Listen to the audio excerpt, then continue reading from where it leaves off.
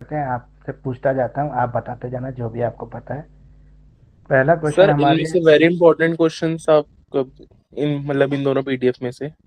देखो very important question मैं वही लास्ट में बता पाऊंगा आपको। मैंने अभी पेपर नहीं देखे, लास्ट ईयर के पेपर देखूंगा तभी मैं बता पाऊंगा ना। पिछली बार सर तो मैंने तभी आज अगर बताया था आपको। आज अगर बता देते तो फिर प्रिपरेशन वही वाले पहले प्रिपेयर कर लेते ना, क्योंकि कल अगर बताओगे तो फिर हम प्रिपेयर कब करें। चलो मैं कोशिश करूंगा आपको, अभी यस क्लास सर कराते प्लीज। कराते बताने की कोशिश करते हैं। तो पहला क्वेश्चन है ओके सर। हमारा, डिफाइन करना है custom as a source of Hindu law. तो हिंदू लॉ ये के सर ये सोर्सेज थोड़ा क्या सा हैं वो लग रहा है सर, ये कंफ्यूजिंग और ना थोड़ा सा लैंग्वेज भी इस वाले क्वेश्चन की वो अलग मैं लग रही बता, है। जो वर्ड्स इस क्वेश्चन इसके आंसर में आ रहे हैं ना, वो माइंड में बैठ नहीं रहे सर, वो वर्ड ना याद इसमें नहीं हो रहे। आपको क्या करना है, क्वेश्चन ये है सोर्सेज ऑफ हिंदू लॉ क्या है। ये क्वेश्चन है आपका, सोर्स ऑफ हिंदू लॉ क्या है। तो इसमें क्या करो, सबसे पहले तो आप हिंदू लॉ को बता देना, उसकी डेफिनेशन दे देना कि हिंदू लॉ क्या है। हिंदू लॉ हिंदुओं का पर्सनल लॉ है। हिंदुओं के लिए जो लॉ बनाया गया वो एक पर्सनल लॉ है। ठीक है, ये लॉ पर्सनल लॉ के अंदर आता है। हिंदू में कौन कौन इंक्लूड है, हिंदू में जैनी है, बुद्धिस्ट है, सिख हैं, ब्रह्म समाज वाले हैं, प्रार्थना समाज वाले हैं। ठीक है, और वैष्णव हैं, लिंगायत समाज के हैं। ये सब लोग जो हैं हिंदू कहलाते हैं। अगर हम सोर्सेज ऑफ हिंदू लॉ की बात करें तो इसके अंदर जो इसमें लिखे हैं ना, उन सब सोर्सेज को आप मत कंसीडर करना, जैसे आपके श्रुति, स्मृति, ये सब लिखना। मतलब एशियंट सोर्सेज इसमें ऐसे लिखा है मैंने आंसर में, मॉडर्न सोर्स, और उनको फिर डिफाइन किया। तो आप इसको एशियंट मॉडर्न छोड़कर इसमें से जो जो आपको याद होते हैं, टोटल इसमें है आपके चार, ये तीन, ये सात सोर्सेज हैं। तो इन सात सोर्सेज को आप अलग अलग डिफाइन कर दें। श्रुति, श्रुति वो सोर्सेज है जो हमने सुना है, जो हमने सुना वो श्रुति। हिंदू धर्म के बारे में कुछ भी हमने सुना है वो हमारी श्रुति है। ठीक है, जो हमने सुनने के बाद हमें याद रह गया वो हमारी स्मृति है। तो स्मृति भी एक तरह से हिंदू लॉ का सोर्स हो सकता है। ठीक है, इसके अलावा डाइजेस्ट एंड कमेंट्रीज।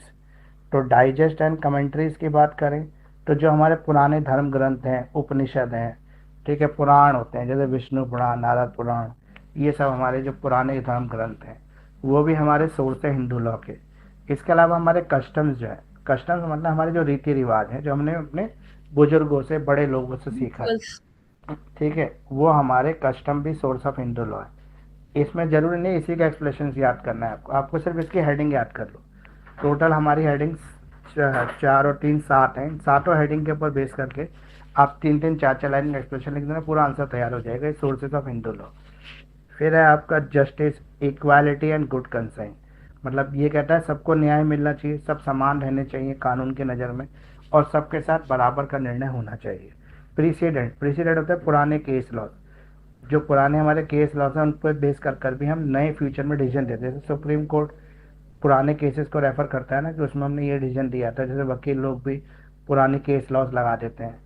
तो इसे है प्रेसिडेंट भी इंपॉर्टेंट सोर्स है। फिर है लेजिस्लेशन। तो लेजिस्लेशन हमारा क्या है, कॉन्स्टिट्यूशन है। फिर है एशियंट सोर्सेज।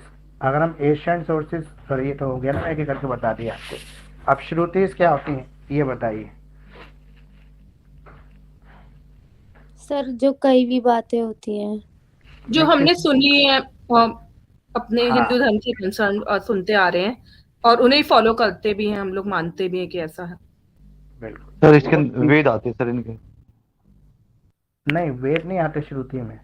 श्रुति हमारे में जो हमारे, हमारे बड़े जो पीछे बोलते आ रहे कि ऐसा करना है, ये चल रहा हाँ है, वो चल जो रहा है। हमारे हमने कहते हैं ना कि जो भगवान के शब्द हैं, जैसे आकाशवाणी होती थी पहले, वो श्रुति होती है।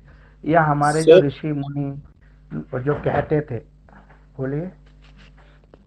सर इसके अंदर चारों वेद नहीं आते क्या।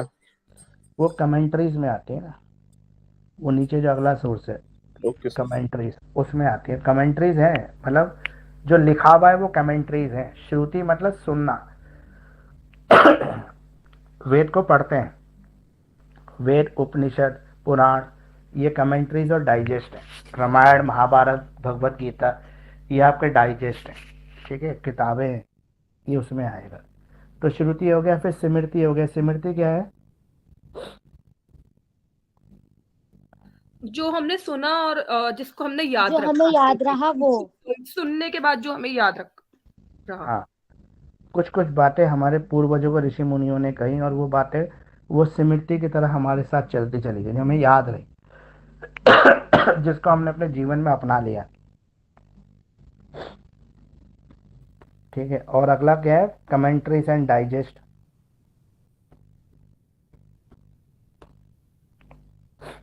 बताओ कमेंट्रीज और डाइजेस्ट क्या होती हैं? जो वेदों उपनिषद ये सारी जो होली बुक्स है उनमें जो ये लिखा चला पुराण रहा है, टाइप्स। हाँ, जो होली वेद बुक्स पुराण हो गए आपके, भगवत गीता वगैरह डाइजेस्ट हो गए, उपनिषद हो गए, पुराण हो गए, ये सब इसके अंदर आती है।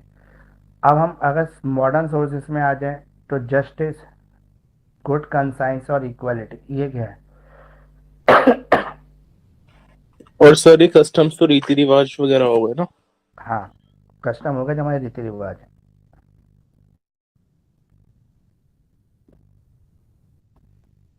तो ये सोर्सेज है। सोर्सेज का क्वेश्चन जरूरी नहीं है कि जो इसमें लिखा हुआ है उसको आप उसी तरीके से एग्जाम में लिखो, अपने हिसाब से भी लिखते हैं ना, कोई दिक्कत नहीं आएगी।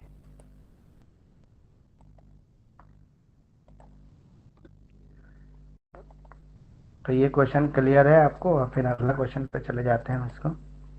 सर मॉडर्न सोर्सेज वाला एक बार थोड़ा सा क्लियर कर दीजिए। मॉडर्न सोर्सेज में जस्टिस, इक्वालिटी, गुड कंसेंट, पहला तो सोर्स ही है। तो जो भी सोर्स कैसे कानून, हुआ सर, ये सोर्स कैसे हुआ, जस्टिस इक्विटी एंड मैं बता, जो भी कानून हम बना रहे हैं वो हमारा जस्टिस के ऊपर, न्याय के ऊपर आधारित होना चाहिए, सबको न्याय मिलना चाहिए। इक्वालिटी, समान होना चाहिए सबके लिए, उसके अंदर कोई भेदभाव, जाति आधारित या किसी और आधारित कोई भेदभाव नहीं होना चाहिए। और गुड कंसाइन, सबके लिए एक जैसा न्याय हो, न्याय व्यवस्था सबके लिए एक जैसी हो, सुचारू चले, ये है। पर ये तो सर अब वो नहीं, सोर्स नहीं हुआ ना, सोर्स तो वही एंशियंट वे, ये तो हमने उसके ऊपर एक रिस्ट्रिक्शन लगा दी या कुछ रूल्स बना दिए हाँ, उनके। मतलब वही वही रिस्ट्रिक्शन ही हमारा सोर्स है, यही है इसका रिस्ट्रिक्शन। उसके अलावा प्रेसिडेंट, जो पुराने केस लॉज हैं जिसमें फैसले हुए, ठीक है, वो सब आ गया मॉडर्न सोर्सेस में। और एक और रह गया, वो क्या था, प्रेसिडेंट भी हो गया। लेजिस्लेशन, लेजिस्लेशन मतलब जो हमने संविधान में, पार्लियामेंट में जो लॉ पास किया, वो लेजिस्लेटिव लॉ है। जो हमारा हिंदू मैरिज एक्ट 1955 आया, हिंदू सक्सेशन एक्ट 1956 आया, हिंदू माइनॉरिटी गार्जियनशिप एक्ट आया 1956, ये सब, ये लेजिस्लेशन एक्ट है जो हमने विधानसभा में पास कर दी है। अगला क्वेश्चन है various schools of Hindu law. तो ये various schools of Hindu law, इस क्वेश्चन का भी स्किप कर रहे हैं। इसमें सिर्फ हम इतना करेंगे, मिताक्षरा और दया भागा स्कूल, वो आज नहीं करेंगे, अगली क्लास में इसको आप पढ़ के आना, फिर हम पूछ लेंगे आपसे एक बार इसको, मिताक्षरा और दया भागा स्कूल को। अब है ये अगला question, what marriages are void marriages. Void marriages कौन सी होती हैं, और what is the difference between void and voidable marriage. तो सबसे पहले आप बताओ कि वॉइड मैरिज कौन सी होती है? जो शुरुआत से ही नल एंड वॉइड होती है, जीरो मतलब फ्रॉम द शून्य। बिगनिंग। हाँ, स्टार्टिंग से जीरो है, शून्य है। और शून्य कब होगी स्टार्टिंग से? और जैसे चाइल्ड मैरिज हो गई। चाइल्ड मैरिज हो गई, ठीक है, बिल्कुल करेक्ट है। और बिगामी, बाईगैमी, बाईगैमी, ओके। बाईगैमी हो गया, एक से ज्यादा बीवियां। करते हैं सर इसको, बाईगैमी प्रोनाउंसिएट करते हैं कि बिगामी? बाईगैमी, बाईगैमी का मतलब ये होता है कि आपकी पहले से बीवी है लेकिन आप बोल। दूसरी शादी कर रहे हैं, तो सेकंड बीवी जो है वो आपकी बीवी नहीं होगी, लीगली वेडेड वाइफ नहीं होगी, वो वाइड मैरिज हो जाएगी। और बताइए, और होता है जैसे इंटर कास्ट मैरिज कर रहे हैं आप, मतलब आपने पूरे हिंदू रीति रिवाज से शादी कर ली, मंत्र उच्चारण भी हुए, हवन अग्नि भी हुई, ठीक है, 7 फेरे भी हुए, कन्यादान भी हुआ, लेकिन बीवी जो है दूसरे धर्म की है, तो वो मैरिज भी वाइड मैरिज होगी। हिंदू मैरिज में क्लियर बोला गया हिंदू गर्ल और हिंदू बॉय, ठीक है, उसे स्पेशल मैरिज एक्ट में रजिस्ट्रेशन किया जाता है, जो इंटर कास्ट मैरिज होती है। और बस बताइए, तो होती है। और बताइए कौन सी शादी और शादी होती है, जैसे आपने मंदिर में जाके भगवान की मूर्ति के आगे, फिल्मों जैसे कहते हैं, माला एक्सचेंज कर ली, मंगलसूत्र पहना दिया, मांग भर दी, वाइड मैरिज है, हिंदू धर्म उसको शादी नहीं मानता है। ठीक, जब तक कन्यादान ना हो तब तक शादी शादी नहीं होती है, ये भी एक परंपरा है हमारे हिंदू मैरिज एक्ट में। वो कन्यादान लड़की के माँ बाप को करना चाहिए, लेकिन कोई और भी रिश्तेदार कर सकता है उसका, लेकिन वो वाइड मैरिजेस में आ जाएगा, कन्यादान नहीं होगा। तो कन्यादान और 7 फेरे, 2 परंपरा होनी पूरी जरूरी है। तो ये वाइड मैरिजेस हो गई। अब वाइडेबल मैरिज कौन सी होती है बताइए? सर जो पहले तो मतलब लीगल थी बट टाइम के साथ इलीगल हो गई। जैसे एक व्यक्ति के गांव में पहले से ही बीवी थी, उसने शहर में दूसरी शादी कर ली और उस वाइफ के साथ रह भी रहा है बढ़िया तरीके से और सबके सामने संस्कारों से शादी हुई। 3 साल बाद ये पता लगता है कि उसकी पहले से एक बीवी है जिसके 2 बच्चे भी हैं उसके गांव में, वो आ जाती है शहर या डिस्क्लोज हो जाता है, तब दूसरी शादी जो है वो वाइडेबल हो जाएगी। जब तक डिस्क्लोज नहीं होगा तब तक वो वैलिड रहेगी, लेकिन जैसे डिस्क्लोज होगा वैसे ही वो क्या हो जाएगी, वाइडेबल हो जाएगी। ओके, तो वाइडेबल मैरिज होती है जो पहले वैलिड होती है, बाद में किसी रीज़न की वजह से जाके वो वाइडेबल हो जाती है। जैसे फॉर एग्जांपल आपकी शादी में एक आपने पंडित जी को बुलाया, उसने पूरे मंत्र उच्चारण के साथ आपकी शादी करा दी। थोड़े टाइम बाद पता लगा कि वो पंडित जी जो थे मुस्लिम थे और पंडित बन के मंदिर में छुपे हुए थे, इसलिए उन्होंने शादियाँ भी करा दी। तो जितनी शादी उन्होंने कराई होंगी सारी वाइडेबल हो जाएंगी। जैसे एक पंडित जी अभी पकड़े गए थे ना वृंदावन में, जो आतंकवादी थे, टेररिस्ट थे, और पंडित हिंदू पंडित बन के रह रहे थे वहाँ पे। तो जो हिंदू पंडित बन के रह रहा है वो तो शादियाँ भी करा ही रहा होगा। तो ऐसी शादियाँ वाइडेबल हो जाती है। अब इस क्वेश्चन के आंसर को कैसे लिखेंगे, तो आंसर में सबसे पहले हम लिखेंगे हिंदू मैरिज की डेफिनेशन जो सेक्शन 5 में दी गई है हिंदू मैरिज एक्ट 1955 में, जो बोला गया है कि एक पवित्र रिश्ता है, ठीक है, सेक्रेट रिलेशनशिप है women and man and womens का। इसके अलावा एक रिलीजियस है, रिलीजियस क्या है ये, रिलीजियस सैक्रामेंट है, पवित्र रिश्ता है और 7 जन्मों का रिश्ता है, संस्कारों का पवित्र बंधन है। ये हम लिख देंगे इसको, पूरी डेफिनेशन असाइनमेंट में लिखी हुई है, आपको नहीं आता तो देख लेना। फिर हम लिखेंगे टाइप ऑफ मैरिजेस। तो टाइप ऑफ मैरिजेस में हम लिखेंगे वैलिड मैरिज, वॉइड मैरिज और वॉइडेबल। 1 मिनट आप होल्ड करना, एक बच्चे का फ़ोन आ रहा है बार बार।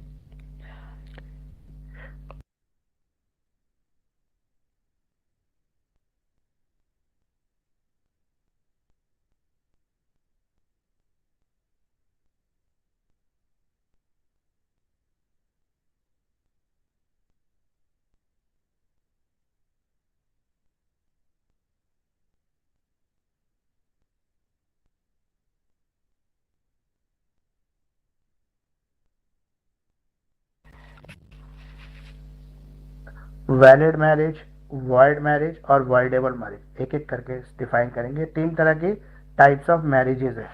पहले वैलिड मैरिज, जो पूरे बंधन के साथ हुई है। देखो हिंदू मैरिज के अंदर कंडीशन है, पहली कंडीशन तो ये है कि लड़का लड़की दोनों हिंदू होने चाहिए।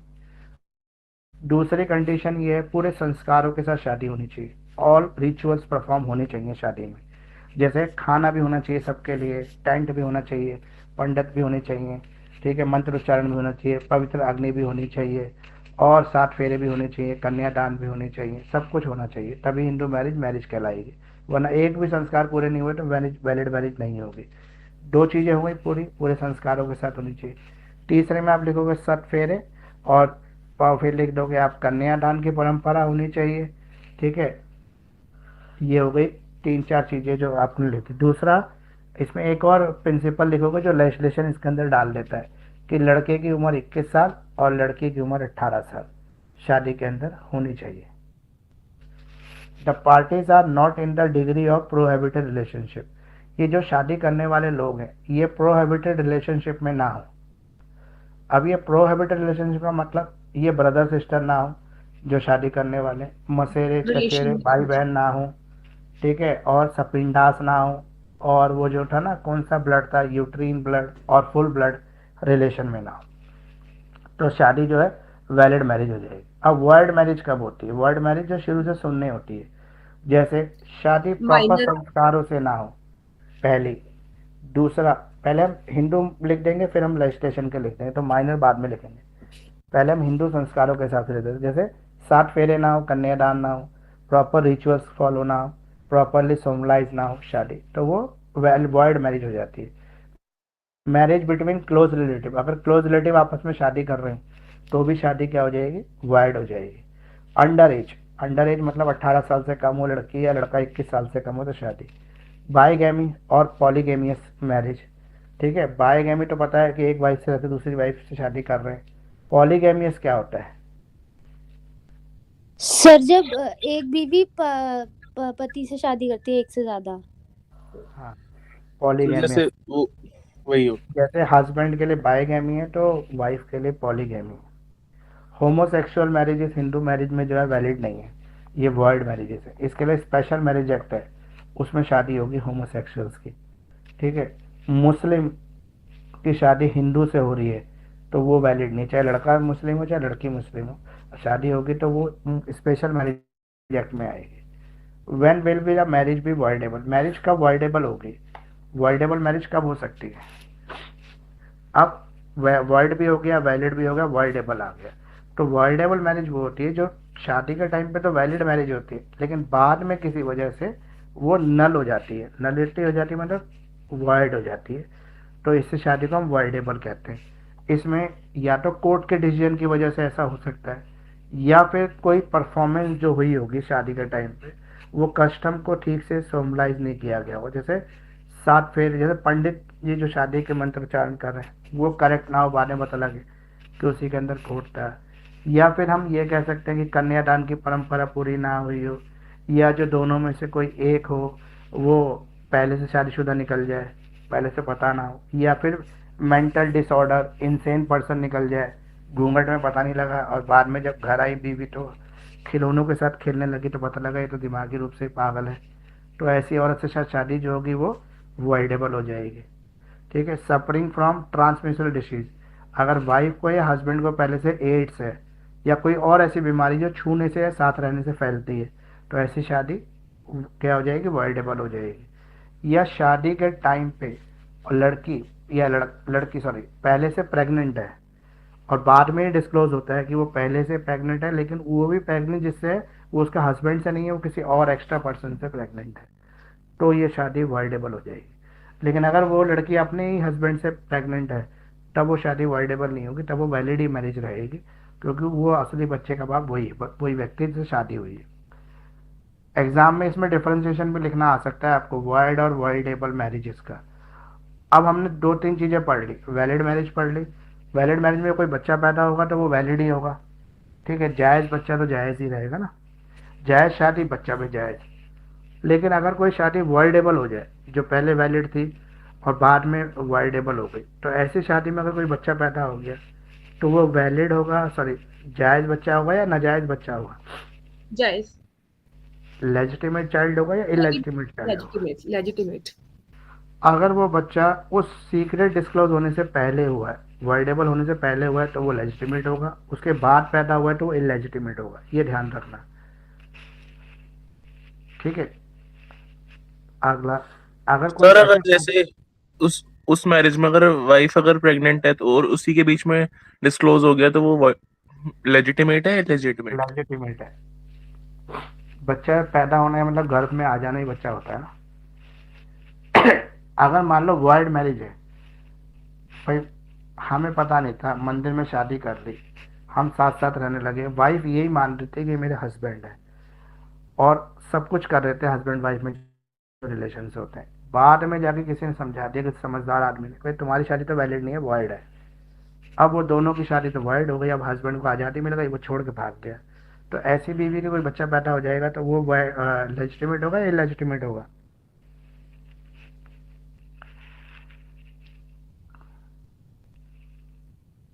वो इलेजिटिमेट होगा कि लेजिटिमेट होगा? वो इलेजिटिमेट होगा क्योंकि वर्ल्ड मैरिजेस जो शुरू से ही शून्य है, जब शादी शुरू से ही शून्य है तो बच्चा कैसे लेजिटिमेट होगा, वो इलेजिटिमेट होगा ना। अब इलेजिटिमेट चाइल्ड की जिम्मेदारी किसकी होगी, मदर की या फादर की?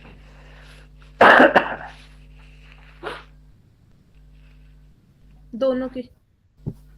मदर की।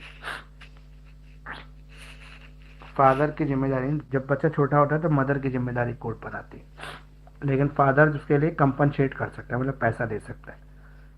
अगला क्वेश्चन आ गया आपका, name the different remedies under the Hindu marriage act 1955 dissolve the marriage. शादी को तोड़ने के लिए कितने तरीके हैं, मतलब कितने ग्राउंड है जब शादी जो हमारी टूट सकती है। On what ground can Hindu marriage B dissolve, किस किस ग्राउंड के बेस पर हिंदू मैरिज जो है वो डिसॉल्व हो सकती है। एक्सप्लेन करना है आपको judicial separation and it's ground provided for Hindu marriage. Hindu marriage के लिए डाइवोर्स की बात कर रहे हैं हम, ये इंपॉर्टेंट क्वेश्चन है एग्जाम के पॉइंट ऑफ व्यू से। जुडिशियल सेपरेशन बहुत आता है, अलग अलग तरीके से आपको डाइवोर्स पूछ सकता है, जुडिशियल सेपरेशन पूछ सकता है, कुछ भी पूछेगा आपको यही आंसर लिखना है इसके अंदर। जहाँ पे आपको ये समझ में आ जाए कि इसका मतलब डाइवोर्स निकल रहा है, वहाँ पे यही आंसर लिख देना।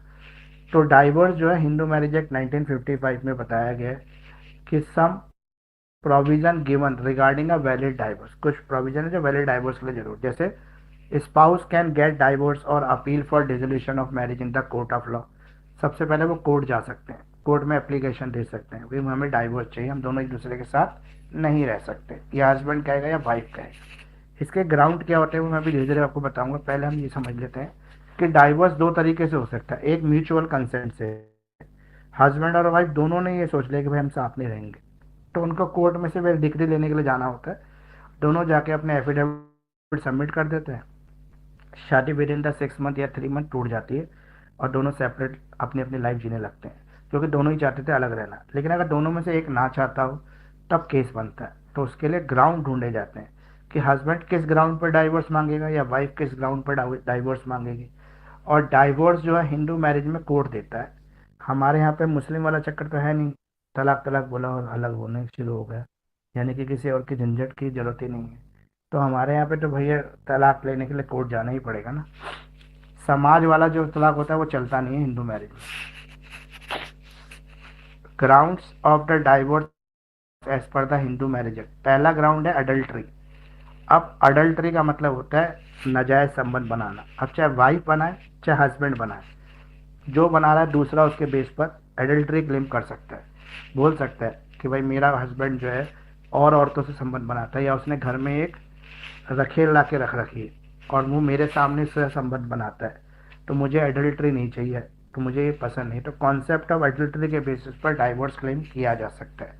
अच्छा, डाइवोर्स के लिए जो अडल्ट्री कर रहे हैं उसमें से कोई कंडीशन नहीं है कि अडल्ट्री मैरिड के साथ ही करनी है कि अनमैरिड के साथ ही करनी है, लेकिन अपोजिट सेक्स होना चाहिए, इतना जरूर लिखा हुआ है हिंदू लॉ के अंदर। तो हस्बैंड और वाइफ जो हैं एक दूसरे के साथ रह रहे हैं लेकिन बाइगैमी प्रैक्टिसेस कर रहे हैं, यानी कि एडल्ट्री कर रहे हैं, तो उस कॉन्सेप्ट पर उनको तलाक मिल सकता है। अब एडल्ट्री साबित करने के लिए क्या क्या चीज़ें होनी चाहिए। पहला, जो स्पाउस है हस्बैंड या वाइफ वो इंटर कोर्स में इन्वॉल्व होगा, इसका सबूत देना पड़ेगा आपको। मतलब सिर्फ बोलने से ही कोर्ट नहीं मानेगी कि भाई ये किसी और के साथ रह रहे हैं, नहीं, सबूत देना पड़ेगा आपको, एविडेंस देना पड़ेगा। इंटरकोर्स शुड बी वॉलेंट्री और कंसेंसुअल, वो अपनी मर्जी से इंटरकोर्स कर रहे हो, हस्बैंड या वाइफ अपनी मर्जी से दूसरे के साथ रह रहे हो, सेक्सुअल रिलेशंस कर रहे हो, तभी। अगर उनको जबरदस्ती कराया जा रहा है सर पे बंदूक रख के तो नहीं चलेगा काम। At the time of the act the marriage was subsisting, मतलब जिस टाइम पर एडल्ट्री परफॉर्म हो रही है उस टाइम पे शादी वैलिड होनी चाहिए। अगर शादी ही वैलिड नहीं है, वॉइड है या वॉइडेबल है, तो फिर कितना एडल्ट्री कर लो क्या फर्क पड़ता है, तलाक तो हो, मतलब पहले से तलाक ही हो गया अगर वॉइड और वॉइडेबल है तो। There must be sufficient circumstances evidence to prove the liability of another person, हर तरह का एविडेंस आपको देना है, सर्कमटेंशियल एविडेंस भी देना है, यहाँ पे आप प्रूव करोगे कि भाई इसने एडल्ट्री की है। अब है क्रुएलिटी, क्रुएलिटी के बेस पर भी तलाक मांग सकते हैं, हस्बैंड भी मांग सकता है, वाइफ भी मांग सकती है। क्रुएलिटी दोनों में से कोई भी कर सकता है। मान लो वाइफ हस्बैंड को मारती पीटती है, रोज मारती है, या देखो अभी एक कोर्ट ने एक बहुत बड़ा डिसीजन दिया है। एक ऐसा परिवार था जिसमें जो वाइफ थी ना, वो जैसे हस्बैंड ऑफिस से आता था तो उसके मम्मी पापा को गाली देना शुरू कर देते थे हस्बैंड को परेशान करने के लिए, कभी उसकी बहन को, कभी उसकी माँ को, कभी उसके बाप को। तो क्रुएलिटी का ये ग्राउंड अभी तक था नहीं, मतलब इस ग्राउंड को मान था कोर्ट ने, लेकिन अभी फिलहाल एक केस के अंदर कोर्ट ने इसको मेंटल क्रुएलिटी माना है कि एक वाइफ जो है वो हस्बैंड को परेशान इस तरीके से कर रही है कि उसकी माँ को, उसकी बहन को, उसके पापा को गालियाँ दे रही है या उनको भला बुरा कह रही है, मैं रोज कहती थी उसको परेशान करने का। उस ग्राउंड पर हस्बैंड ने तलाक मांग लिया, क्रुएलिटी बोला कि मेरे साथ मेंटल क्रुएलिटी हो रही है वाइफ के थ्रू, तो कोर्ट ने इस ग्राउंड को एक्सेप्ट किया और इस पर तलाक दे दिया। तो ये पहली बार ऐसा हुआ कि इस ग्राउंड पे तलाक मिला, लेकिन अब मिलने लगेगा आगे भी जब एक बार हो गया तो इसे कहते हैं मेंटल क्रुएलिटी। एक फिजिकल क्रुएलिटी भी होती है, मार पिटाई करना, हस्बैंड रोज ऑफिस से आके वाइफ को मार रहा है, पीट रहा है, अननेसेसरी मार रहा है, जैसे ज़्यादा ओवर ड्रिंक करके आ रहा है, शराब पी के आ रहा है, पीटना शुरू कर दिया बिना गलती के, खाना खाया नहीं, खाने की थाली फेंक दी, तो ये सब चीज़ें क्रुएलिटी में आती हैं। ये ग्राउंड है जिस पे हस्बैंड भी तलाक मांग सकता है, वाइफ क्रुएलिटी कर रही है तो हस्बैंड मांग सकता है। एक अभी केस आया था जिसमें वाइफ ने नाखून बड़े कर रखे थे इसलिए कि वो हस्बैंड को नोच सके, तो इस ग्राउंड पर हस्बैंड ने तलाक मांगा, क्रुएलिटी बोला इसको, तो ये भी क्रुएलिटी में एक्सेप्ट हो गया कोर्ट में। ये तो पहले भी हो चुका है ये ग्राउंड। तो what is consider as mental cruelty? Mental cruelty जो है हस्बैंड भी परफॉर्म कर सकता है, वाइफ भी परफॉर्म कर सकती है। ह्यूमिलेटिंग, जैसे एक हस्बैंड ऐसा था जब भी उसके घर में गेस्ट आता था अपनी वाइफ की बेइज्जती करता था गेस्ट के सामने, इसको खाना बनाना नहीं आता, इसको कपड़े पहनना नहीं आता, इसको ये करना नहीं, इसको वो नहीं करना आता, हमेशा ह्यूमिलेट करता था। तो ह्यूमिलेट अपने फ्रेंड के आगे, अपनी फैमिली के आगे, अपने रिलेटिव के आगे, सब के आगे कर रहा था, जहाँ पर भी शादी में, प्रोग्राम, फंक्शन में। तो ह्यूमिलेशन भी एक ग्राउंड है जिसके बेस पर तलाक मांगा जा सकता है कि मेरे तो इसके साथ रहना बड़ा मुश्किल है, ये मुझे ह्यूमिलेट करते रहते हैं। Undertaking termination of pregnancy without husband consent, अगर वाइफ अपने बच्चे को जो पेट में है उसको गिरा दे हस्बैंड की मर्जी के बिना, तो भी ये ग्राउंड बन सकता है तलाक का। मेकिंग फॉल्स एलिगेशन, झूठे आरोप लगाना, ठीक है। Denial for marital physical relationship without a valid person, wife या हस्बैंड दूसरे व्यक्ति से रिलेशन बना रहे हैं, ठीक है, कि ना किसी वैलिड रीजन के बिना। वाइफ हैविंग अफेयर, वाइफ का कोई अफेयर चल रहा हो, ये भी क्रुएलिटी है। वाइफ इमोरल लाइफ जी रही हो, मतलब वाइफ की जो संस्कृति है उसके अनुसार नहीं जी रही, वो क्लब जा रही है, नशा कर रही है और रोज ओवर ड्रिंक करके घर आती है, इस तरह की इमोरल लाइफ जी रही है। तो या उसके फ्रेंड्स के साथ घूमना फिरना, मतलब कोई गलत संबंध नहीं है के साथ, पर वो क्लबों में पार्टियों में बिजी है, तो भी हस्बैंड तलाक मांग सकते हैं।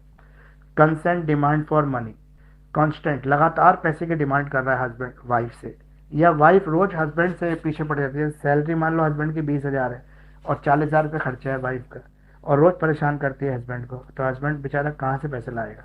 तो इस बेस पर भी वो क्रुएलिटी के केस में कर सकता है, ठीक है। Uncontrollable behaviour of wife, wife का कोई ऐसा बिहेवियर हो जो हस्बैंड के लिए अनकंट्रोलेबल हो, लेकिन हस्बैंड को प्रूव करना पड़ेगा ये कुछ ऐसा व्यवहार करती है। फॉर एग्जाम्पल मान लो कि एक अभी रिसेंट एक ऐसा केस आया था जिसके अंदर कोर्ट ने ये कहा कि मेरी वाइफ मुझे खाना ही नहीं देती, मतलब खाना ना देने को भी मेंटल क्रुएलिटी मान के, फिजिकल क्रुएलिटी मान के कोर्ट ने तलाक दे दिया कि ये मेरे लिए खाना ही नहीं परोसती है, खाना देती ही नहीं है, खाना बनाती ही नहीं है, आए दिन झगड़ा, आए दिन झगड़ा, आए दिन झगड़ा, और झगड़े की वजह से खाना बंद, तो खाना बंद तो तलाक हो गया। अब है ill treatment of husband, parents and family, husband के पेरेंट के साथ गलत व्यवहार करना, हस्बैंड की फैमिली के साथ गलत व्यवहार करना, इस ग्राउंड पर भी हस्बैंड जो है तलाक मांग सकता है।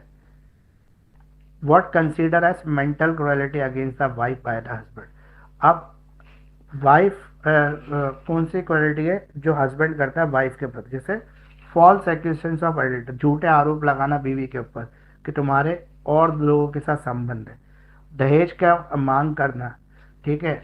इम्पोर्टेंसी ऑफ हस्बैंड, हमेशा ये कहना तुम मुझे इम्पोर्टेंस नहीं देती, तुम मेरे को कुछ नहीं समझती। Force of abort the child, किसी बच्चे को गिराने की प्रेशर करना वाइफ के ऊपर। Problem of drunkenness of husband, husband रोज ड्रंक करके आता हो, शराब पी के आता हो घर। अभी एक ऐसा भी केस आया था कोर्ट में जिसमें एक वाइफ का जो हस्बैंड था वो बहुत तेज खराटे मारता था सोते सोते, तो उसके बेस पर भी वाइफ ने तलाक मांग लिया कोर्ट में कि ये इतनी तेज खराटे मारते कि मैं सो ही नहीं पाती, पूरी रात जागती रहती हूँ, तो मुझे तो मतलब सिकनेस हो जाती है, क्योंकि सुबह ऑफिस भी जाना होता है, वाइफ और हस्बैंड दोनों जॉब करते थे, तो इस बेस पर उन्होंने तलाक मांग लिया। तो कोर्ट ने इस बेस को भी एक्सेप्ट कर लिया कि भाई दिमागी शांति होनी जरूरी है, सुकून होना जरूरी है। हस्बैंड हैविंग अफेयर, हस्बैंड का कोई और अफेयर चल रहा हो, husband live immoral life, husband immoral life जी रहा है, मतलब जिस तरह से जीना चाहिए उस तरह से नहीं जी रहा है, जैसे क्लब जा रहा है, अपने दोस्तों को घर में बुला रहा है, रात रात पार्टी कर रहा है, वाइफ परेशान है, वो सब। या अनकंट्रोलेबल बिहेवियर हो, ह्यूमिलेट कर रहा हो वाइफ को अपनी फैमिली या फ्रेंड के सामने, ये हो गए ग्राउंड्स क्रुएलिटी के। अब है डिसर्शन, डिसर्शन क्या होता है? सर छोड़ देना।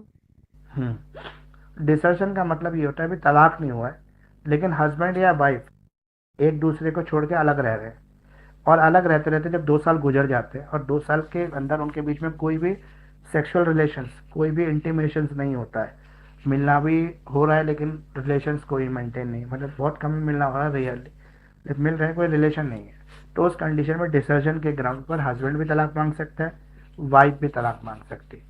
तो permanent abortment of other spouse, permanently अलग रह रहे हो ये नहीं है कि दिन भर तो हस्बैंड बाहर रहता है और रात को आ जाता है, या रात भर बाहर रहता है दिन में आ जाता है, तो वो डिसर्शन नहीं कहलाएगा। Rejection of obligation of marriage, wife या हस्बैंड अपने शादीशुदा संबंधों को पूरा करने से मना कर दे तो भी ग्राउंड बनता है डिसर्शन का। विदाउट एनी रीजनेबल जस्टिफिकेशन, बिना किसी उचित कारण के वाइफ या हस्बैंड अलग रह रहे हैं। No consent of another spouse, एक दूसरे की मर्जी के बिना वो अलग रह रहे हैं, मतलब ये एक तो मर्जी से अलग रह रहे हैं कि दोनों ने डिसाइड कर लिया कि जब हम अलग ही रहेंगे, साथ रहेंगे ही नहीं, लेकिन आप वाइफ हस्बैंड बने रहेंगे समाज में, तो वो तलाक नहीं है, वो ग्राउंड नहीं बनेगा। लेकिन अगर दोनों की कंसेंट नहीं है, जबरदस्ती एक दूसरे से अलग रह रहे हैं, तब इसी में डिसर्जन का एक इम्पॉर्टेंट केस है जो क्वेश्चन में ही पूछ लेता है। विपिन चंद्र जय सिंह भाई शाह वर्सेस प्रभावती। इस केस के अंदर रिस्पोंडेंट जो था live the house with the intention to abandon his wife, वो एक ही घर में रह रहे हैं लेकिन अलग अलग रहते थे। Later the wife approach the court, बाद में वाइफ कोर्ट चली गई, but the defendant prove that even though he left the house with the intention to desert but he try to come back, he was prevented from doing so by the petitioner. उसने बोला कि पहले वो जरूर अपनी wife को छोड़ के चला गया था, उसकी ये पूरी इच्छा थी कि वो वाइफ को छोड़ देगा, लेकिन फिर उसको ऐसा लगा अपनी गलती रियलाइज हुई, वापस आने की कोशिश करता है लेकिन वाइफ उसको वापस आने नहीं देती।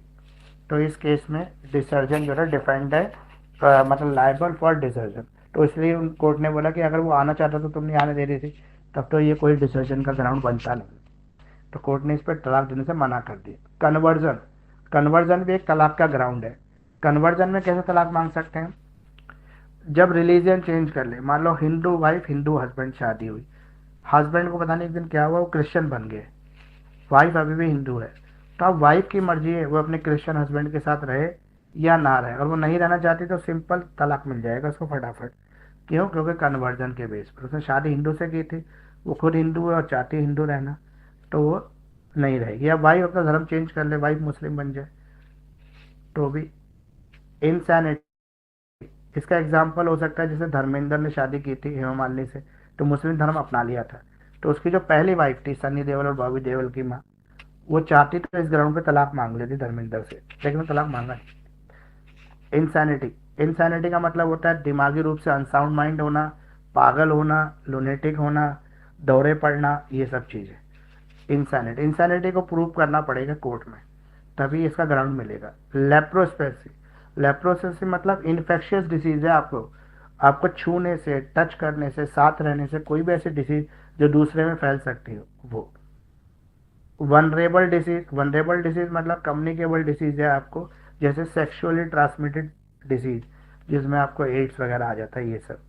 रेनशिएशन, हस्बैंड जो है संसार त्याग के सन्यासी बन जाए, मतलब वो कहता मैं तो हिमालय पर्वत जा रहा हूँ तपस्या करने, तो उस कंडीशन पे वाइफ जो है वो तलाक मांग सकती है कि भाई मेरा हस्बैंड तो सन्यासी हो गया तो मैं क्या करूँ, वो तो बाबा बन गया, अब मैं बाबा के साथ कैसे रहूँगी, तो उस बेस पे तलाक हो जाएगा। प्रिजम्पशन ऑफ डेथ, देखो मान लो हस्बैंड घर छोड़ के भाग गया एक दिन गुस्से में, 7 साल तक कोई खबर नहीं आई वो जिंदा है या मरा है, तो जैसे 7 साल पूरे होंगे वाइफ कोर्ट चली जाएगी और कोर्ट उसको डेड घोषित कर देगी। 7 साल में अगर कोई भी खबर नहीं आई, ना कोई चिट्ठी आई हो ना कोई कॉल आया हो, तब अगर खबर आ जाएगी तो फिर वो जिंदा माना जाएगा। तो एक व्यक्ति जो छोड़ के भाग जाए घर 7 साल बाद भी ना आए तो उसे मरा हुआ मान लिया जाता है। No petition for divorce within the 1 year of marriage, शादी के 1 साल तक ना तो हस्बैंड तलाक मांग सकता है ना वाइफ तलाक मांग सकती है। तो ये कानून इसलिए बनाया गया है कि नई नई शादी में सब में थोड़े बहुत झगड़े वगड़े होते हैं, तो वो सेटल होने में टाइम लगता है, इसलिए कोर्ट भी ये मानती है, हिंदू मैरिज के रिचुअल्स भी ये मानते हैं कि थोड़ा टाइम तो लगता ही है दो नए नए लोगों को साथ रहने में, एडजस्टमेंट बनाने, इसलिए 1 साल का समय तो दिया ही जाता है। तो 1 साल बाद ही तलाक की पिटीशन आ सकती है। अब री मैरिज ऑफ डाइवोर्स पर्सन, एक व्यक्ति जो उसका तलाक हो गया है, चाहे वो वुमेन है चाहे वो मैन है, वो दूसरी शादी कब कर सकता है? बताइए कब कर सकता है?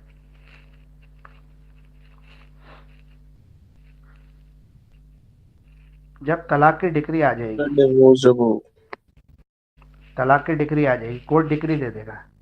मतलब मान लो कि 4 तारीख की डेट को 4 जनवरी को कोर्ट ने तलाक अनाउंस कर दिया है कोर्ट में, तो 4 तारीख के बाद वो 5 तारीख को शादी नहीं कर सकता जब तक डिक्री नहीं आएगी, कोर्ट का ऑर्डर नहीं आ जाएगा, उस ऑर्डर का प्रिंट नहीं हो जाएगा, उस प्रिंट के बाद उसकी सर्टिफाइड कॉपी लेने के बाद ही वो दूसरी शादी कर सकता है।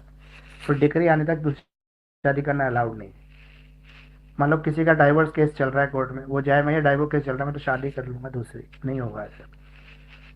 अब इसी का एक क्वेश्चन और है, डिसर्जन को करना है कि as a good ground for construct वो क्या कहते हैं उसको, डाइवोर्स। जो अलग रह रहे हैं 2 साल तक, हस्बैंड वाइफ जो अलग रह रहे हैं 2 साल तक, कोई रिलेशंस नहीं है उनके बीच में, तो क्या वो एक अच्छा ग्राउंड है तलाक का? तो विपिन चंद्रा वर्सेस प्रभावती का केस जो था मैंने ऊपर आपको बता ही दिया, इस केस को कैसे डिसर्जन ग्राउंड पर फिट करके इसमें तलाक नहीं दिया। तो इसमें तलाक इसलिए नहीं दिया क्योंकि हस्बैंड चाहे तो था उसकी वाइफ को छोड़कर, लेकिन वो आना चाहता था वापस, लेकिन वाइफ ने उसको आने नहीं दिया। तो आने नहीं दिया तो इस केस में कोर्ट ने बोला कि भाई आपने तो खुद ही नहीं आने दिया उसको, तो हम कैसे कहते हैं कि ये डिसर्जन था, वो तो आना चाहता था लेकिन आप नहीं आने दे रही थी। ठीक है, अब है factum of separation of one spouse from another. सबसे पहले फैक्ट चेक किए जाते हैं कि दोनों का अलग रहते रहते कितना टाइम हो गया, फिर वो अपनी कंसेंट से अलग रह रहे हैं या विदाउट कंसेंट रह रहे हैं। फिर है एनिमस डिसेंडिंग, यानी कि इंटेंशन टू डेजर्ट परमानेंटली, उनकी इंटेंशन क्या, आगे भी वो अलग ही रहना चाहते हैं कि नहीं रहना चाहते। अगर आगे वो साथ रहने की उम्मीद है थोड़ी बहुत तो कोर्ट उनको इजाज़त दे देती है दोबारा साथ रहने, नहीं रहना चाहते तलाक दे देती है। ठीक है, एक किसी रीजनेबल कॉज के बिना, मतलब जो डिसर्जन है उसमें किसी उचित कारण के बिना अलग रह रहा है। फॉर एग्जाम्पल एक हस्बैंड या वाइफ को कोई ऐसी बीमारी लग गई जो छूने से फैल जाएगी, साथ रहने से फैल जाएगी, इस वजह से वो अलग रह रहे हैं, तो वो ग्राउंड नहीं बनेगा फिर डाइवोर्स का। जैसे मान लो कोविड हो गया तो हस्बैंड जाके बाहर वाले घर में रहने लग गए, आउट हाउस में रहने लग गए, और वाइफ भी अंदर नहीं जाती थी डर के मारे कोरोना हो जाए, बाहर ही खाना वाना रख देते थे उनका, तो इस केस में तलाक नहीं होगा, वो डिसर्जन नहीं कहेंगे इसको, क्योंकि वो मजबूरी में अलग रह रहे हैं इस वजह से। तो ये आपका क्वेश्चन ये भी कवर हो गया आपका, इसमें विपिन चंद्र वाला केस आपको एक्सप्लेन करना है।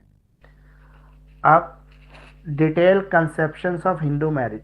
हिंदू मैरिज एक सैक्रामेंट है या कॉन्ट्रैक्ट है, ये बता, मतलब पवित्र रिश्ता है या एक कॉन्ट्रैक्ट मैरिज है हिंदू मैरिज,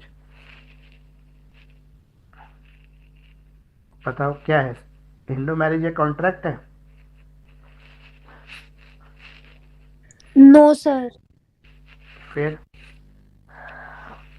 पवित्र रिश्ता है ना, सैक्रामेंट रिलीजन। सेक्रेमेंट ही है सर, हम लोग कोई वो नहीं साइन करते कॉन्ट्रैक्ट, हम तो शादी करते नॉर्मल।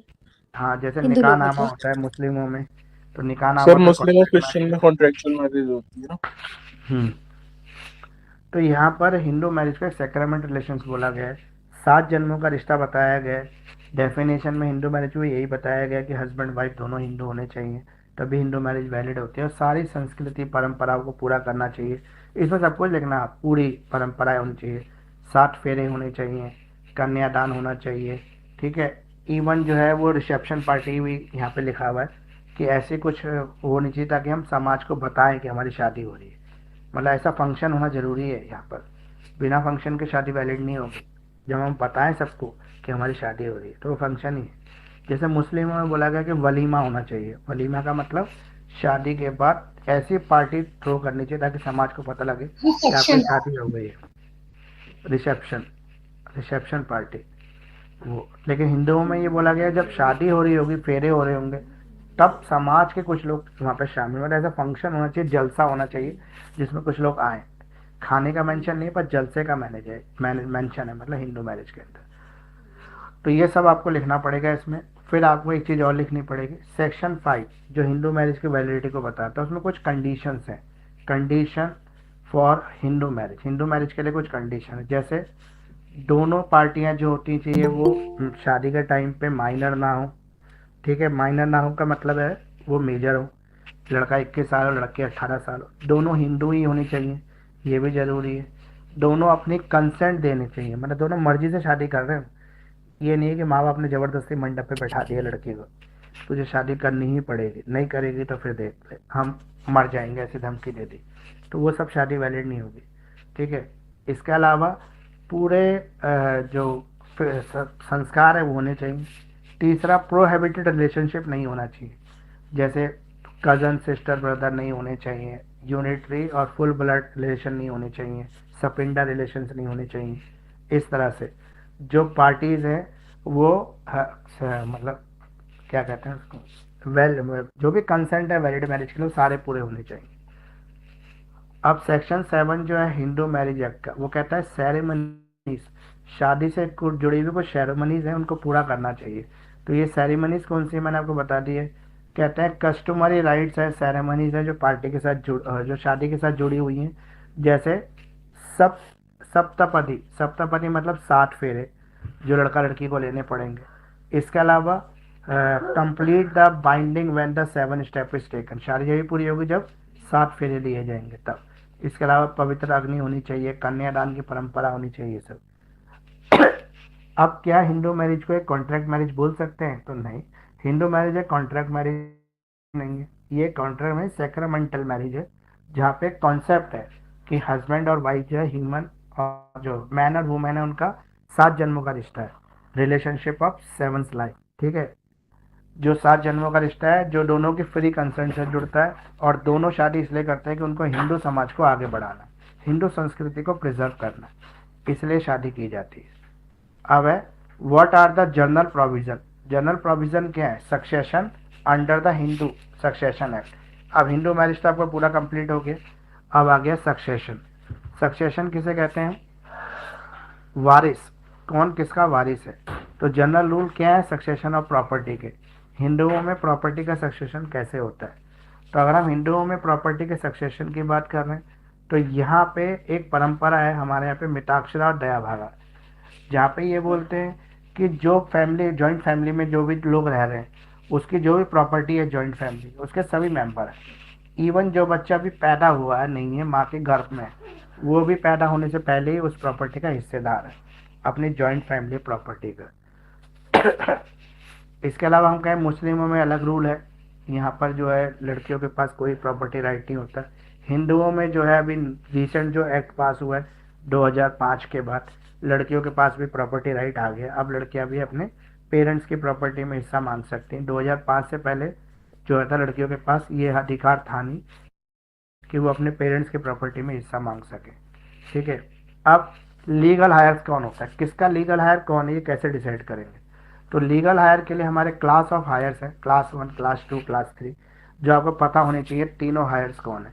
सबसे पहले जैसे फॉर एग्जांपल फादर की डेथ होगी तो सबसे पहले जो लीगल हायर होंगे उनकी विडो प्लस उनके बच्चे। बच्चों में पहले लड़के ही थे, अब लड़कियां भी आ गई। पहले लड़के ही थे 2005 से पहले, अब लड़कियां भी हैं। तो सभी इक्वल पार्टनर्स होंगे, वाइफ प्लस जो बच्चे हैं वो इक्वल शेयर के पार्टनर्स हैं। इसमें ना तो वाइफ के पास मेजर शेयर है ना बच्चों के पास मेजर शेयर है, सबके पास इक्वल शेयर है। तो ये प्रॉपर जो है ना इसका सिस्टम है। अगर कोई बच्चा एडॉप्टेड सन है, मतलब गोद लिया हुआ बच्चा है, तो क्या उस बच्चे का प्रॉपर्टी पे राइट होगा? तो यस होगा, अगर उसको अकॉर्डिंग टू लॉ अडॉप्ट किया गया। अगर अकॉर्डिंग टू लॉ अडॉप्ट नहीं किया गया तो कोई राइट नहीं होगा उसका। मतलब किसी व्यक्ति ने सिर्फ ये घोषणा कर दी कि मैं इस बच्चे को गोद दे रहा हूँ, लेकिन उस बच्चे को ऑफिशियली उसने अडॉप्शन एक्ट के अंदर गोद लेने के पेपर नहीं बनाया या गोद नहीं लिया, तो वो बच्चा उसका अडॉप्टेड सन नहीं माना जाएगा। ठीक है, अब इसमें एग्नेट और कॉग्नेट रिलेशनशिप होते हैं जिसमें प्रॉपर्टी को बांटी जाती है। एग्नेट रिलेशनशिप वो होते हैं जो डायरेक्टली ब्लड से जुड़े होते हैं, जो खून के रिश्ते होते हैं, उसमें सबसे पहले प्रॉपर्टी डिस्ट्रीब्यूट होती है। कॉग्नेट रिलेशनशिप जो होते हैं वो खून के रिश्ते होते हैं लेकिन मदर साइड से होते हैं, उसमें प्रॉपर्टी जब डिस्ट्रीब्यूट होती है जब एग्नेट रिलेशनशिप नहीं होती, मतलब ये लोग खत्म हो जाते हैं, इनमें से कोई सर्वाइवल पार्टनर नहीं होता, तो फिर कॉग्नेट रिलेशनशिप में प्रॉपर्टी चली जाती है। अब है सक्सेशन ऑफ प्रॉपर्टी। प्रॉपर्टी के सक्सेशन की बात करें तो सक्सेशन लॉ है हमारे यहाँ पर, जो लीगल प्रिंसिपल्स बताता है किस तरह से प्रॉपर्टी को डिस्ट्रीब्यूट करना है, जिसमें एग्नेट और कॉग्नेट वाली मैंने आपको बताई दी है। अब टेस्टिमेंट्री सक्सेशन। सर एक बार एग्नेट और कॉग्नेट दोबारा बता दीजिए। एग्नेट तो डायरेक्ट ब्लड रिलेशनशिप में, जैसे फादर के जो रिलेशनशिप से जो ब्लड खून का रिश्ता पापा के साइड से वो एग्नेट है, जो मदर के साइड से खून का रिश्ता है वो कॉग्नेट है। जैसे मदर के साइड में बोलेंगे तो मामा, मामा नाना, नानी नहीं ना मामी भी नहीं, मामा नाना वो होंगे मदर के साइड से खून के रिश्ते में, और फादर के साइड से चाचा, ठीक है, और कौन हो गए, भुआ, ये फादर की साइड से खून के रिश्ते में। ओके। अब है टेस्टिमेटरी सक्सेशन। टेस्टिमेटरी मतलब वसीयत के थ्रू, मरने वाले ने, हिंदू व्यक्ति ने पहले से अपनी वसीयत लिख दी कि मेरे मरने के बाद मेरी प्रॉपर्टी किसी बेटे को नहीं मिलेगी, सारी वाइफ को जाएगी। तो उसकी प्रॉपर्टी सारी प्रॉपर्टी वाइफ के पास चली जाएगी, या फिर ना वाइफ को मिलेगी ना बेटे को मिलेगी, मैं एक संस्था को दे रहा हूँ, गरीब बच्चों को, अनाथ बच्चों को देगा, अनाथ बच्चों को चली जाएगी। अगर उसकी खुद की अर्न प्रॉपर्टी है, अगर वो एंसेस्ट्रल प्रॉपर्टी है, पूर्वजों की प्रॉपर्टी है, तब वो वसीयत के थ्रू उसको ट्रांसफर नहीं कर सकता, तब वो उसी तरह से डिस्ट्रीब्यूट होगी जैसे हिंदू लॉ कहता है। अगर उसकी अपनी हार्ड अर्न प्रॉपर्टी है, जिसने अपनी मेहनत की कमाई से कमाई, तो कर सकता है। अब है इन स्टेट सक्सेशन। इन स्टेट सक्सेशन का मतलब है वो व्यक्ति जो कानून की नज़र में वारिस है, जिसे कानून वारिस कहता है। तो कानून की नज़र में वारिस वही है जैसे हस्बैंड के बाद उसकी वाइफ और उसके बच्चे, ये उसके वाइफ है। अब जो क्लासिफिकेशन और हायर है वो 3 श्रेणी में बांटा हुआ है। क्लास 1 हायर, जिसमें बच्चे आते हैं, लड़की आती है, विधवा आती है, विद मदर आती है उसकी, सन प्रोसीड सन आता है, मतलब सबसे पहले प्रॉपर्टी जाएगी सन को, सन के बाद डॉटर, सन नहीं है तो डॉटर, डॉटर नहीं है तो विडो, विडो नहीं है तो मदर, मदर किसकी, जो व्यक्ति मर रहा है उसकी मदर, फिर उसका बेटा, son of a predeceased son, मतलब मरे हुए व्यक्ति के बेटे का बेटा, मतलब उसका बेटा जिंदा नहीं है तो उसका पोता है, तो पोता ले लेगा प्रॉपर्टी को। तो ये क्लास 1 हायर, बहुत सारे लिखे हैं इसके अंदर, 19 हैं। फिर क्लास 2 हायर, ये भी होते हैं, जैसे बेटे की डेथ हो गई तो उसका फादर, या सन्स डॉटर सन, बेटी का बेटा, सन्स डॉटर डॉटर, बेटी की बेटी, नहीं बेटे की बेटी, ये। और क्लास 3 हायर में एग्नेट आते हैं। एग्नेट में जो मदर साइड से रिलेशंस होते हैं वो आ जाते हैं इसके अंदर। इसके अलावा जो सौतेले भाई बहन होते हैं वो सब एग्नेट में आ जाते हैं। जैसे मदर, मान लो कि फादर अलग अलग है लेकिन मदर कॉमन है, तो वो एग्नेट में चले जाएंगे। लेकिन अगर मदर अलग अलग है और फादर कॉमन है तो वो कॉग्निट रिलेशनशिप में जाएंगे, मतलब फादर एक ही है लेकिन मदर, जैसे पहली बीवी का बच्चा और दूसरी बीवी का बच्चा, वो आपस में रियल ब्रदर कहलाएंगे, कॉग्निट रिलेशन में कहलाएंगे, सॉरी एग्नेट रिलेशन में कहलाएंगे, क्योंकि उनके फादर सेम है। लेकिन अगर मान लो कि पहली बीवी का पहले पति से कोई बच्चा है और दूसरे पति से एक बच्चा है, तो वो कॉग्निट हो गए। कॉग्निट इसलिए हो गए क्योंकि डायरेक्ट रिलेशन में नहीं है ब्लड में, लेकिन मदर एक होने की वजह से एक है। अब है rule of succession of the male. किसी भी मेल की प्रॉपर्टी है उसको कैसे बांटेंगे, तो पहले क्लास 1 हायर को जाएगी, क्लास 1 हायर के बाद क्लास 2 हायर को जाएगी, फिर क्लास 3 हायर को जाएगी, फिर क्लास 4 हायर को चली जाएगी। और अगर फीमेल की प्रॉपर्टी है, फीमेल की प्रॉपर्टी पर अलग से क्वेश्चन आता है आपको एग्जाम में कि distribution of the female property, female की प्रॉपर्टी को आप कैसे डिस्ट्रीब्यूट करेंगे, ये अलग से क्वेश्चन आता है आपका। तो जो भी फीमेल की प्रॉपर्टी होगी सबसे पहला अधिकार उसके बेटे का, बेटी का और हस्बैंड का होगा, मतलब बेटा, बेटी और हस्बैंड, इनमें से अगर कोई भी जिंदा नहीं है तो फिर जो हस्बैंड के हायर्स हैं, जैसे हस्बैंड के भाई भाई जो है उनको मिल जाएगी। वो भी अगर जिंदा नहीं है तो मदर और फादर को मिल जाएगी। मदर फादर भी जिंदा नहीं है तो मदर फादर के जो हायर्स है, यानी कि जो उसके भाई बहन है, उनको मिल जाएगी। वो जिंदा नहीं है तो हायर्स ऑफ मदर्स को मिल जाएगी। इस तरह से ये प्रॉपर्टी डिस्ट्रीब्यूट हो जाएगी। तो ये आपका कंप्लीट हुआ। ठीक है, अब इसमें एक क्वेश्चन है नोशनल पार्टीशन, ये मैं आपको अगली क्लास में बता दूंगा। नोशनल पार्टीशन सर ये जो सक्सेशन आपने बताया फीमेल का, ये 5 नंबर क्वेश्चन में आता है, बड़े में आता है? ये आता है 10 नंबर में। तो 10 ये नंबर अभी कितना बहुत अगले है थोड़ा ऐसा है, सा। अभी हाँ इतना ही है बस, इसका कंटेंट तो इतना ही है, इसको आपको खुद ही बढ़ाना पड़ेगा।